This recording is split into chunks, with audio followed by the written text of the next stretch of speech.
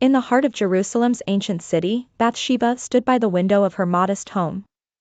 Her eyes roamed over the cityscape as twilight cast its gentle shadows over the rooftops. Little did she know a single gaze would forever alter the course of her life. Summoning all the emotions she'd carefully suppressed, Bathsheba recalled that fateful evening. The air had been warm and filled with the scents of blooming jasmine. She had felt free, indulging in the simple act of bathing in the privacy of her courtyard. However, this peace was shattered by the clandestine gaze of King David from his palace rooftop. Bathsheba felt her heart sink as she remembered the summons from the palace, a message she couldn't refuse. Powerlessness overtook her as she faced the monarch, his intentions clear and irrevocable. Her mind whirred with questions, her words remained silent, and the only sound was the court's deafening stillness. David, king and man of the Lord's favor, had crossed a sacred line, leaving Bathsheba caught in the crossfire of his desires and God's judgment. Their union, not born out of love, bore consequences beyond their understanding. When news of her pregnancy reached David, another series of decisions was set into motion, decisions that carried irreversible repercussions. Bathsheba's beloved husband Uriah was drawn into a deadly deception crafted by David. A plot that led him to the front line of battle and to a hero's yet tragic death.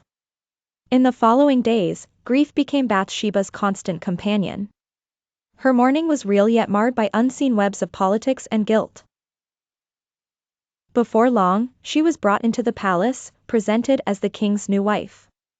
Life in the palace was one of luxury yet fraught with a feeling of imprisonment in consequence. Then came Nathan, the prophet with God's message of divine discontent. His story of the rich man stealing the poor man's lamb struck Bathsheba to the core, mirroring the injustice she lived through. Upon Nathan's confrontation, David was reduced to repentant sorrow, acknowledging his sins without reservation. Yet, it was Bathsheba who felt truly transformed. Though her heart remained heavy with the past, God's design was unfathomable yet present. She bore her sorrow through prayer, seeking solace in the Creator's embrace. Her mourning turned to acceptance. Understanding that even in human frailty, divine mercy remained.